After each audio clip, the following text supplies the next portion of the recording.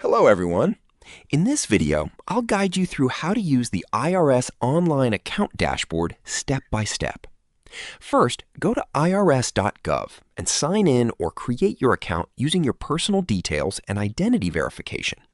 Once inside the dashboard, you will see an overview of your tax information, including balances, payment history, notices, and refund status.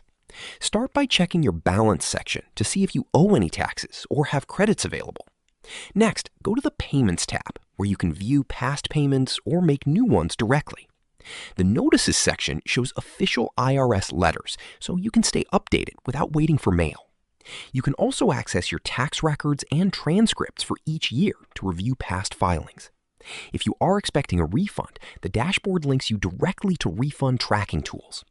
Always log out after use for security, and check your account regularly to avoid missing important updates or deadlines. Subscribe to the channel for more videos.